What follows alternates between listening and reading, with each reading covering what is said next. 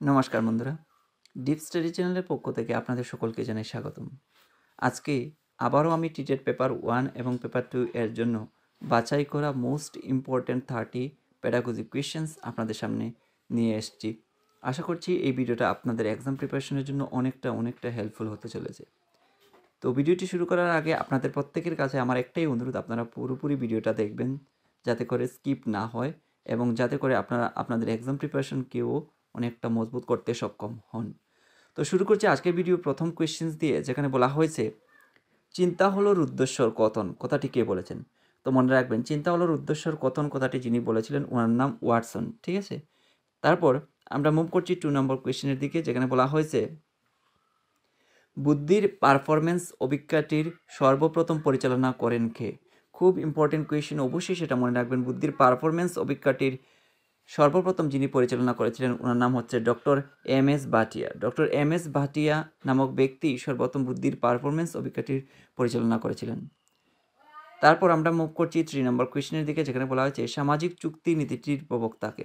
খুব important question, আমরা যারা প্রিপারেশন নিচ্ছি অবশ্যই এটার আনসার আমরা সঠিক বলতে পারছি। সামাজিক চুক্তি নীতিটির প্রবক্তা হচ্ছেন হেগেল। আর যারা জানেন না অবশ্যই জেনে নেবেন, হেগেল হলেন সামাজিক চুক্তি নীতিটির প্রবক্তা। তারপর আরেকটা মোস্ট ইম্পর্টেন্ট কোয়েশ্চেন, যেটা অবশ্যই আপনারা মনে রাখবেন, বুদ্ধির 3D তথ্য কে সর্বপ্রথম প্রবর্তন করেন। তো তথ্য সংক্রান্ত বিভিন্ন ধরনের কোয়েশ্চেন কিন্তু আমরা টিটেট পেপারের ক্ষেত্রে পেয়ে থাকি।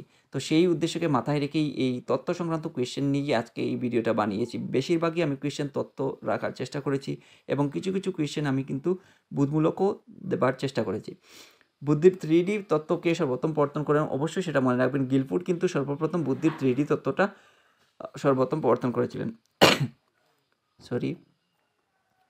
5 নম্বর কোয়েশ্চেন, যেখানে বলা আছে শিকনের দ্বি উপাদান তত্ত্বের প্রবর্তন কে করেন। তো আমরা জানি যে বুদ্ধির দ্বি উপাদান তত্ত্বকে প্রবর্তন করেছিলেন স্পিয়ারম্যান, এবং শিকনের যে দ্বি উপাদান তত্ত্ব প্রবর্তন করেছিলেন ওনার নাম হচ্ছে মোর ওয়ার। মোর ওয়ার কিন্তু শিকনের দ্বি উপাদান তত্ত্ব প্রবর্তন করেছিলেন। খুব ইম্পর্টেন্ট, সেটাও কিন্তু অবশ্যই মনে রাখবেন, আপনারা গুলিয়ে ফেলবেন না, এখানে কনফিউজড হবেন না, কনফিউজড হওয়ার কিচ্ছু নেই।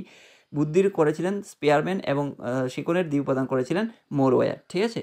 আবার আমরা মুভ করছি 6 নম্বর কোয়েশ্চেনের দিকে, যেখানে বলা হচ্ছে ভারতবর্ষের ভাগ্য তার শ্রেণীকক্ষে তৈরি হয় উক্তিটিকার। খুব ইম্পর্টেন্ট কোয়েশ্চেন, অবশ্যই সেটা মনে রাখবেন, ভারতবর্ষের ভাগ্য তৈরি হয় শ্রেণীকক্ষে। এই উক্তিটি যিনি করেছিলেন ওনার নাম হচ্ছে কুটারি কমিশন। অর্থাৎ কুটারি কমিশনের সদস্যরাই সর্বপ্রথম কী করেছিল, ভারতবর্ষের ভাগ্য তার শ্রেণীকক্ষে তৈরি হয় এমনটাই মন্তব্য করেছিল। তারপর আমরা মুভ করছি 7 নম্বর কোয়েশ্চেনের দিকে, যেখানে বলা হয়েছে শিক্ষণের অনুসন্ধানমূলক প্রশিক্ষণ মডেল কে তৈরি করেন।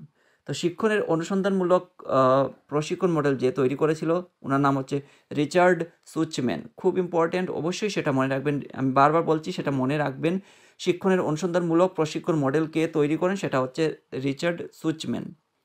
তারপর 8 নম্বর কোয়েশ্চেন, যেখানে বলা হয়েছে পেঁয়াজের মতে আঁকড়ে ধরা শোষণ ক্ষমতা সামগ্রিক দৈহিক ক্রিয়া করতে শিশু কোন স্তরে সক্ষম হয়। তো পেঁয়াজের মতে আঁকড়ে ধরা শোষণ ক্ষমতা সামগ্রিক দৈহিক ক্রিয়া করতে শিশু কোন স্তরে সক্ষম হয়, সেটা হচ্ছে সংবেদন সঞ্চালন স্তরে, ঠিক আছে। তারপর আমরা মুভ করছি 9 নম্বর কোয়েশ্চেন, যেখানে বলা হয়েছে পেঁয়াজের তত্ত্ব অনুযায়ী বৌদ্ধিক বিকাশের তত্ত্ব হলো। তো পেঁয়াজের তত্ত্ব অনুযায়ী বৌদ্ধিক বিকাশ হয়, সেটা হচ্ছে অ্যাসাইমিলেশন অ্যান্ড অ্যাকোমোডেশন, আত্মীকরণ এবং সহযোজন, এই দুটির মাধ্যমে। আপনারা বাংলা চাইলে বাংলাটা মনে রাখতে পারেন, কিংবা ইংলিশ চাইলে ইংলিশটা। কেন এই কারণেই বলছি, কারণ ইংলিশ দিয়ে অনেক সময় কিন্তু কোয়েশ্চেন করা হয়, যাতে আমরা যার ধরুন অনেক সময় ইংলিশগুলোর বাংলা জানি না, সেই কারণে মিসিং হয়ে যায়। তো সেই কারণেই কিন্তু এখানে আমি ইংলিশগুলো দিয়ে দিচ্ছি, যাতে করে আপনারা সুবিধা হয় মনে রাখতে। পেঁয়াজের তত্ত্ব অনুযায়ী বুদ্ধিক বিকাশের তত্ত্ব হলো অ্যাসাইমিলেশন অ্যান্ড অ্যাকোমোডেশন, মানে সহযোজন এবং আত্মীকরণ এবং সহযোজন, এই দুটি। তারপর 10 নম্বর কোয়েশ্চেন, যেখানে বলা হয়েছে পেঁয়াজের শিশুর জীবন বিকাশের ধারাকে ব্যাখ্যা করার জন্য কোন ধারণাকে সার্থকভাবে কাজে লাগেছে। খুব ইম্পর্টেন্ট কোয়েশ্চেন এবং খুব ইউনিক একটা কোয়েশ্চেন এবং এক্সাম ওরিয়েন্টেড কোয়েশ্চেনটা, অবশ্যই সেটা মনে রাখবেন। পেঁয়াজের শিশুর জীবন বিকাশের ধারাকে ব্যাখ্যা করার জন্য যে ধারণাকে সার্থকভাবে কাজে লাগিয়েছেন, সেটা হচ্ছে জীববিদ্যা, তর্কবিদ্যা ও বৈজ্ঞানিক চিন্তার ঐতিহাসিক ধারণাকে। কাকে কাজে লাগিয়েছেন, আমি আবারও বলছি, জীববিদ্যা, তর্কবিদ্যা ও বৈজ্ঞানিক চিন্তার ঐতিহাসিক ধারণাকে তিনি কিন্তু কাজে লাগিয়েছেন। তারপর আমরা মুভ করছি 11 নম্বর কোয়েশ্চেনের দিকে, যেখানে বলা হয়েছে বিনে সিমন পদ্ধতিকে অনুসরণ করে পরবর্তীতে বিভিন্ন সংস্করণ করেন কারা। তো বিভিন্ন সংস্করণ করেছিলেন কারা করেছিলেন, টারম্যান ও বার্ট। কোন পদ্ধতিকে অনুসরণ করে, অবশ্যই মনে রাখবেন, বিনে সিমন পদ্ধতিকে অনুসরণ করে পরবর্তীকালীন সময়ে যারা সংস্করণ করেছিলেন সেই স্কেলের, সেটা হচ্ছে টারম্যান ও বার্ট। তারপর আমরা মুভ করছি 12 নম্বর কোয়েশ্চেন, যেখানে বলা আছে একজন অল্প বুদ্ধিসম্পন্ন শিশুর বুদ্ধাঙ্ক কত। অবশ্যই সেটার সঠিক আনসার হবে 70 থেকে 79 একজন অল্প বুদ্ধিসম্পন্ন শিশুর বুদ্ধাঙ্ক। তারপর আমরা মুভ করছি 13 নম্বর কোয়েশ্চেন, যেখানে বলা হয়েছে ভুলে যাওয়া মস্তিষ্কের একটি প্রয়োজনীয় অবস্থান, সেটা উক্তিটি কার। খুব ইম্পর্টেন্ট কোয়েশ্চেন, অবশ্যই সেটা মনে রাখবেন, উক্তিটি হচ্ছে রিবোটারের। প্রত্যেকটা কোয়েশ্চেনই কিন্তু এই ভিডিওতে আমি ইম্পর্টেন্ট রাখার চেষ্টা করেছি এবং এক্সাম ওরিয়েন্টেড এবং ইউনিক রাখার চেষ্টা করেছি, যাতে করে আপনাদের উপকারে আসে, ঠিক আছে। তো অবশ্যই একটু মনোযোগ সহকারে দেখবেন। ভুলে যাওয়া মস্তিষ্কের একটি প্রয়োজনীয় অবস্থান, উক্তিটি কার, রিবোটারের। তারপর 14 নম্বর কোয়েশ্চেন, যেখানে বলা হয়েছে লার্নিং ডিসেবিলিটি শব্দটি সম্পর্কে কে সর্বপ্রথম অভিমত ব্যক্ত করেন। তো লার্নিং ডিসেবিলিটি শব্দটি সম্পর্কে সর্বপ্রথম যিনি অভিমত তার ব্যক্ত করেছিলেন ওনার নাম হচ্ছে ক্রিক, ঠিক আছে। এবার আমরা মুভ করছি 15 নম্বর কোয়েশ্চেন, যেখানে আমরা জানি যে স্কিনারের অপারেন্ট অনুবর্তনের সংগঠনের রূপটি কেমন। স্কিনারের অপারেন্ট অনুবর্তনের সংগঠনের রূপটি কেমন আমরা জানি যে S1 S2 এরকম পেয়েছিলাম। তো এখানে যে সাংগঠনিক যে রূপটা হবে সেটা হচ্ছে S1, তারপর তার থেকে বড় R, তারপর S2, ঠিক আছে, এরকম। তারপর আমরা মুভ করছি 16 নম্বর কোয়েশ্চেনের দিকে, যেখানে বলা হচ্ছে পেভলভ তার মৌলিক কাজের জন্য কত খ্রিস্টাব্দে নোবেল পুরস্কার পেয়েছিলেন। এটা একটা ইউনিক কোয়েশ্চেন এবং আসার অনেকটাই পসিবিলিটি রয়েছে, সেই উদ্দেশ্যকে মাথায় রেখে এই কোয়েশ্চেনটা আমি এই ভিডিওতে তুলে ধরছি। পেভলভ তার মৌলিক কাজের জন্য কত খ্রিস্টাব্দে নোবেল পুরস্কার পেয়েছিলেন, সেটা 1904 খ্রিস্টাব্দে। তারপর 17 নম্বর কোয়েশ্চেন, যেখানে বলা হচ্ছে বর্তমানে মনোবৈজ্ঞানিক অর্থে প্রাণীর নতুন প্রতিক্রিয়াকে কী বলা হয়। তো বর্তমানে মনোবৈজ্ঞানিক অর্থে প্রাণীর যে নতুন প্রতিক্রিয়া সেটাকে বলা হয় অনুবর্তিত প্রতিক্রিয়া। এটাও একটা ইম্পর্টেন্ট কোয়েশ্চেন, মনে রাখবেন। তারপর আমরা মুভ করছি 18 নম্বর কোয়েশ্চেনের দিকে, যেখানে বলা হয়েছে বিনে-সাইমন স্কেলের কোন কোন বছর পরিবর্তন ও সংশোধন করা হয়। খুব ইম্পর্টেন্ট কোয়েশ্চেন এবং খুব ইউনিক একটা কোয়েশ্চেন, অবশ্যই সেটা মনে রাখবেন। বিনে-সাইমন স্কেলের পরিবর্তন এবং সংশোধন করা হয়েছিল 1905, 1908 আর 1911 সালে। তারপর 19 নম্বর কোয়েশ্চেন, যেখানে বলা হচ্ছে শিক্ষার লক্ষ্য নির্ধারণের প্রভাব বিস্তারকারী উপাদান কোনটি। তো শিক্ষার লক্ষ্য নির্ধারণে যে উপাদানটা সবচেয়ে বেশি প্রভাব বিস্তার করে সেটা হচ্ছে মনোবিজ্ঞান, অর্থাৎ শিশুর মনোবিজ্ঞানই হলো সেক্ষেত্রে শিক্ষার লক্ষ্য নির্ধারণে সবচেয়ে গুরুত্বপূর্ণ প্রভাব বিস্তারকারী উপাদান। তারপর আমরা মুভ করছি 20 নম্বর কোয়েশ্চেনের দিকে, যেখানে বলা হচ্ছে একটি শিশুর মস্তিষ্কের গঠন 90% এর মতো সম্পন্ন হয়ে যায় কোন বয়সে। খুব ইম্পর্টেন্ট কোয়েশ্চেন এবং খুব ইউনিক একটা কোয়েশ্চেন, অবশ্যই সেটা মনে রাখবেন। শিশুর মস্তিষ্কের গঠন 90% এর মতো সম্পন্ন হয়ে যায় কোন বয়সে, সেটা হচ্ছে 6 বছর বয়সের মধ্যে কিন্তু একটা শিশুর মস্তিষ্কের গঠন 90% এর মতো কমপ্লিট হয়ে যায়। তারপর আমরা মুভ করছি 21 নম্বর কোয়েশ্চেনের দিকে, যেখানে বলা হয়েছে কোন মনোবিজ্ঞানী সর্বপ্রথম মনোবিজ্ঞানের গবেষণাগার প্রস্তুত করেন। খুব ইম্পর্টেন্ট কোয়েশ্চেন, অবশ্যই সেটা মনে রাখবেন। কোন মনোবিজ্ঞানী সর্বপ্রথম মনোবিজ্ঞানের গবেষণাগার প্রস্তুত করেছিলেন। তো ওই মনোবিজ্ঞানীর নাম হচ্ছে বুন্ড মনোবিজ্ঞানী সর্বপ্রথম মনোবিজ্ঞানের গবেষণাগার প্রস্তুত করেছিলেন।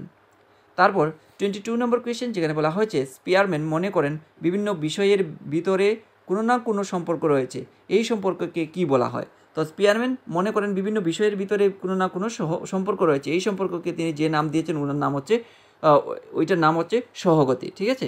তারপর আমরা মুভ করছি 23 নম্বর কোয়েশ্চেনের দিকে, যেখানে বলা হয়েছে কোন অনুবর্তনের ক্ষেত্রে এস টাইপ আচরণ দেখা যায়।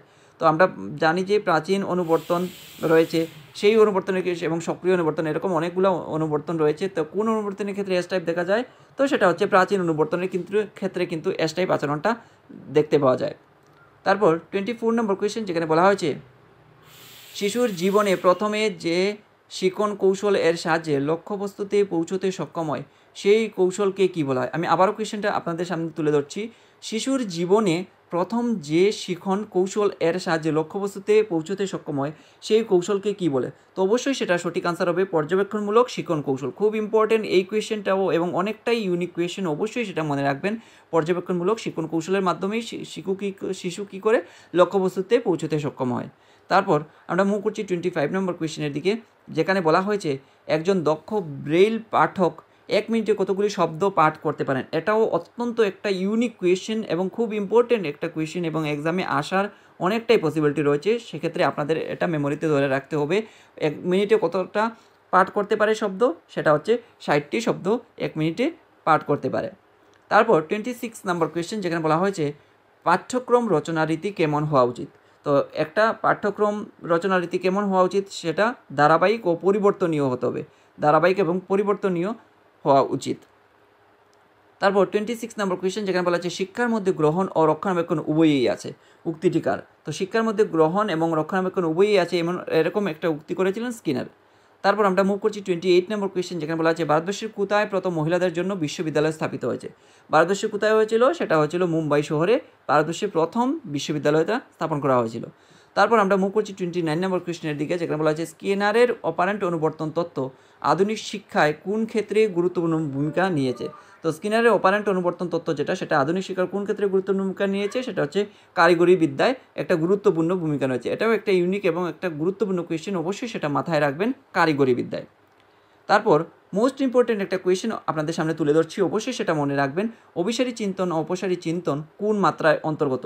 আমরা দেখেছি বিগত বছরের টিটের এক্সামের ক্ষেত্রে অভিসারী অপসারী চিন্তন থেকে অনেকগুলো কোয়েশ্চেন আসতে, তো সেই উদ্দেশ্যকে মাথায় রেখেই কিন্তু এই কোয়েশ্চেনটা আমার এখানে তুলে ধরা। তো অবশ্যই সেটা সঠিক আনসারটা আপনারা মাথায় রাখবেন। অভিসারী চিন্তন অপসারী চিন্তন কোন মাত্রার অন্তর্গত, সেটা হচ্ছে প্রক্রিয়াগত মাত্রা। তো এই ছিল পেডাগজি থেকে বাছাই করা মোস্ট ইম্পর্ট্যান্ট, ইউনিক এবং এক্সাম ওরিয়েন্টেড 30 কোয়েশ্চেন্স। আশা করছি এই মোস্ট ইম্পর্ট্যান্ট, এক্সাম ওরিয়েন্টেড এবং ইউনিক এই কোয়েশ্চেনগুলো আপনাদের এক্সাম প্রিপারেশনের জন্য অনেকটা হেল্পফুল হয়েছে। আর যদি এই ভিডিওটা ভালো লেগে থাকে, অবশ্যই একটা লাইক, কমেন্ট, শেয়ার এবং সাবস্ক্রাইব করে দিয়ে ডিপ স্টাডি চ্যানেলের সঙ্গে জুড়ে থাকার চেষ্টা করবেন। ধন্যবাদ সবাইকে। আপনারা সবাই ভালো থাকুন, সুস্থ থাকুন, এই কামনাই করছি। আর সুস্থভাবে আপনাদের প্রিপারেশনকেও চালিয়ে নিয়ে যান, এই কামনাই আমার রইল। আবারও সবাইকে ধন্যবাদ। দেখা হচ্ছে আবার আরেকটি নতুন ভিডিওর সাথে।